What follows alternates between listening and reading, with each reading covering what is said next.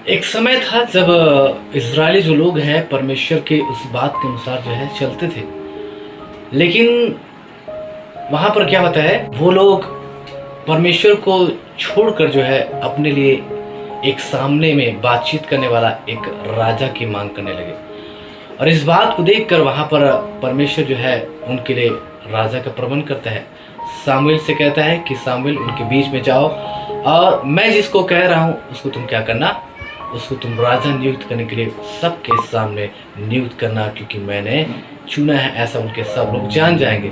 इस प्रकार से सामुएल वहाँ पर जाता है, इज़राइलियों को इकट्ठा करता है और उनके बीच में खड़े होकर वहाँ पर क्या करता है, एक नाम होता है जो नाम होता है साउल, उसको क्या करता है सामने बुलाता है और उसको क्या करता है, उसका अभिषेक करता है। जब वहाँ पे उसका अभिषेक किया जाता है तो वहाँ पर कुछ लोग जो थे, बहुत बहुत से लोग उसको एक्सेप्ट करते हैं कि हाँ ये परमेश्वर की ओर से है। लेकिन कुछ लोग जो होते हैं वहाँ पर क्या कहते हैं, वहाँ पर साउल को ये कहते हैं कि ये तुच्छ, उसको तुच्छ समझते हैं, ये तुच्छ हमारा उद्धार क्या करेगा। तुच्छ तुच्छ बोलते हैं, उसको नकारते हैं कि हमारे राजा बनने के लायक नहीं है। इस प्रकार से उसको नकारते हैं और वहाँ पर जो है उसको तुच्छ कहते हैं। बहुत सारे हो सकते हैं, बहुत सारी बातें कहे होंगे मेरे प्रियो। आज भी यदि हम कलीसिया में देखते हैं, जिस प्रकार से मूसा के प्रति इस्राएली लोगों ने जो है बुड़बुड़ाया, परमेश्वर के प्रति बुड़बुड़ाया, आज भी कुछ लोग हैं कलीसिया में, चर्च में, यदि आप देख सकते हैं, आपके पासवान की पीठ के पीछे बोलने वाले, पासवान के उनके प्रति बोलने वाले कि ये हमारा क्या उद्धार करेगा, ये क्या करेगा, ये कुछ नहीं कर सकता, इससे कुछ नहीं हो सकता। मतलब उसको नीचा दिखाने का प्रयास करते हैं, छोटा दिखाने का प्रयास करते हैं। जिसको परमेश्वर ने चुनकर भेजा है उसको जब वहाँ पर जो इज़राइली लोग हैं तुच्छ जान रहे हैं, तो यहाँ पर भी क्या होता है, वही बात होती है।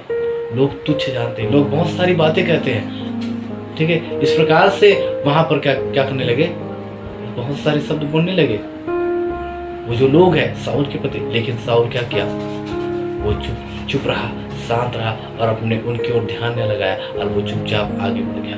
मेरे प्रियो, यदि कोई भी व्यक्ति जो है यदि आपके प्रति ऐसे बातें बोल रहा है तो उत्तर ना दे, चुपचाप रहें और शांत होकर आगे बढ़ चले जाए, क्योंकि एक शब्द खुलने से बहुत सारा नुकसान हो सकता है। इसलिए शांत रहें यदि आप आगे बढ़ना चाहते हैं। यदि आप ऐसा करेंगे तो परमेश्वर आपके उस स्वभाव को देखकर, उस आचरण को देखकर परमेश्वर आपके जीवन में काम करेगा। और यदि झगड़ालू होते हैं और ऐसा बहुत सारी बातें होती है तो हो सकता है आपका जो परिणाम है, जिसको परमेश्वर आपको देकर देना चाहिए था, वो हो सकता है रुक सकता है। कैसे रुक सकता है? जिस प्रकार से हम देख सकते हैं इज़राइलियों को परमेश्वर कहाँ ले जाना चाहता था, अपने करीब लाना चाहता था। लेकिन वहां पर क्या हो गए, बुड़बुड़ाने लगे। किसके प्रति? मूसा के प्रति, स्वयं परमेश्वर के प्रति वो क्या करने लगे, बुड़बुड़ाने लगे। क्या तू हमें यहाँ पे मारने के लिए लाया है? क्या यहाँ पे इस प्रकार से हमें तो भूखा मार देगा, इस प्रकार से हमें तो उन मिस्रियों के हाथ से मार देगा? ऐसे उनके बहुत सारे बात बोलने लगे। लेकिन वहाँ पर क्या होता है, उस बात को सुनकर जो है मूसा परमेश्वर के पास जाकर प्रार्थना करता है और प्रार्थना करके परमेश्वर के लिए मूसा क्या करते हैं, उनके लिए तरस खाकर बोलता है कि प्रभु इनको नाश ना कर। ऐसा उनके लिए विनती करता है, उल्टा देखो, और परमेश्वर पर तरस खाता है। लेकिन वहां पर जब तक वो सुधर ना जाए, जब तक वो ठीक से परमेश्वर का आदर ना करना सीखे, तब तक परमेश्वर क्या कर रहा था, उनको वही रास्ते पे बार बार ले जा रहा था, घुमा रहा था, ठीक है। 11 सच में जो 11 दिन का रास्ता था वो 40 साल लग गए। क्यों लगा? क्योंकि वहाँ बहुत सारे लुच्चे थे, वहाँ बहुत सारे परमेश्वर को नकारने वाले थे, मूसा को अपना लीडर नहीं मानने वाले लोग थे। आज भी कलीसिया में जो है जब परमेश्वर की ओर से लीडर ठहराया जाता है उसको आज नकार देते हैं, तुच्छ समझते हैं, बहुत सारी बातें बोलते हैं, जबकि उनको बोलना नहीं चाहिए था। इसलिए आज उनके जीवन में वो आज से रुकी हुई है, इसलिए आज उनकी चंगाई रुकी हुई है, आज उनका बढ़ोतरी जो होना चाहिए था वो रुकी हुई है।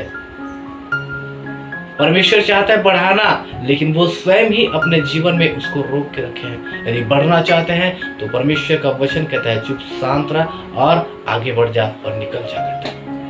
यदि आप बढ़ना चाहते हैं, शांत रहें, चुप रहें, परमेश्वर आपके उस उदार और दिन और मन उसके आपके हृदय को देखकर परमेश्वर आपके जीवन में काम करेगा। परमेश्वर इस वचन के द्वारा आशीष दे। जय मसीह।